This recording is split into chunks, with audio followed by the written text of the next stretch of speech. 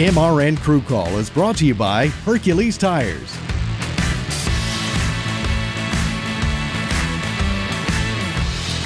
Hello again, everyone, and welcome to another edition of MRN Crew Call. I'm Woody Kane. You know, on this program, we love to show you some things behind the scenes that you might not otherwise get the opportunity to see. And this week, with the global pandemic involving COVID-19 on everyone's mind, we wanted to show you some of the things that NASCAR is doing to try and help. One of those involves the R&D Center at Concord, North Carolina. In just a few moments, we'll chat with Eric Jacuzzi, who's NASCAR's Senior Director for Aerodynamics, and the effort he's leading to produce face masks for the medical community. Stay with us. Sir, are you aware you were going 40 miles an hour? This is a residential area. Sure, but I'm on my lawnmower? Wait, am I getting a ticket? No, I've just never seen anyone top 9 miles an hour on one of those bad boys. And mow their entire lawn in 30 seconds? What got into you? Well, it did fuel up at Sunoco this morning. At Sunoco, we know how to fuel peak performance. We've been doing it for American racing for over 50 years. Fuel your best. Welcome back to MRN Crew Call. I'm Woody Kane. You know, Eric Jacuzzi is NASCAR's Senior Director for Aerodynamics. He works at the Research and Development Center in Concord, North Carolina, and is leading the effort to help make face masks for frontline medical personnel as they battle COVID-19. So, Eric, what prompted you guys to begin this project?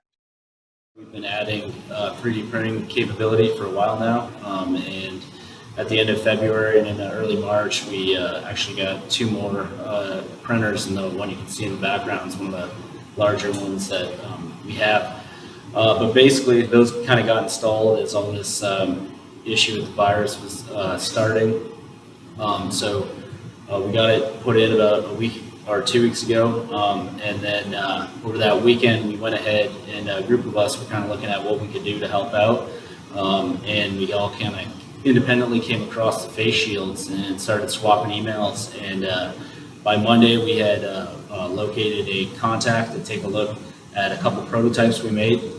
We worked with the makers of the machines who had their own face shield designs, kind of optimized to run on each different type. And so we were able to generate those prototypes, take them down to Charlotte and have them reviewed. And then we made some changes based off the feedback from the medical professionals, and then started producing them. And right now we're making about 40 to 50 a day. And we delivered 160 yesterday. So where do you get the supplies to make these face shields? So the face shield itself kind of consists of 3 different parts. You can kind of see it has this headband section that goes against your forehead. It has this bottom piece that kind of keeps the curve going around your face to protect you from the sides. And then we have this clear moisture resistant plastic sheet. So we print these end pieces ourselves. For the plastic sheet, we actually use Piedmont Plastics, who's a supplier to the whole NASCAR world for splitters. So they manufacture them over in Concord here. So once you've got the parts together, who assembles the face shields? We have a group at R&D that's assembling the face shields. We've got a volunteer team, so they both assemble the shields themselves and mostly keep the machines running.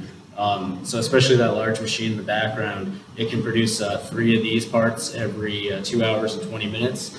So we need to keep that going. So we have people here about 18 hours a day right now, all volunteer. And we even have people who have high school age kids. They're taking some of the plastic home with them, and they're able to cut out using templates the shape we need, punch all the holes, and then we assemble them all together. So a broad group of people helping out from across R&D. Wow, that's an amazing process, Eric. And I was just curious as to what other products you guys can help the medical community with using those 3D printers. We've been right now focused really heavily on the face shields themselves. The demand was really great, which was surprising, but we were still looking to do everything we can to help. And last week we printed a 50th percentile female head from the neck up that had a respiratory tract and everything in it. And the purpose of that was for Wake Forest to be able to study some of these improvised surgical masks people are making, things like that, and see how good it is compared to the normal ones, to make sure that the people using them are as safe as they think they are. So what makes the NASCAR community a good fit to help with this effort? The NASCAR industry is really well suited to help out with this because we've got some of the best fabricators, engineers, and mechanics used to working in this fast-paced environment and working with high-tech tools like 3D printers, CNC machines, all that kind of stuff. Basically everything they need to do to get the car to the track every week. So you got motivated, skilled people, and you've got the technology to be able to help. So it's kind of a unique industry and a unique position that we're all in to be able to contribute this way.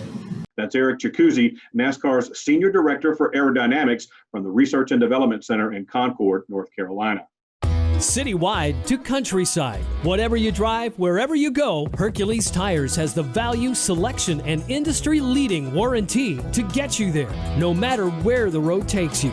Go to HerculesTire.com. There you can find the nearest authorized Hercules retail location to you. Plus, you can use the tire tracker to find out which Hercules tire fits your vehicle the best. That's HerculesTire.com. Hercules Tires. Ride on our strength. That's all the time we've got for this week's show. But remember, if you have questions or comments or things you'd like for us to check out, hit us up on social media at MRN Radio. Just use the hashtag AskMRN. Until next week, I'm Woody Kane. MRN Crew Call was brought to you by Hercules Tires.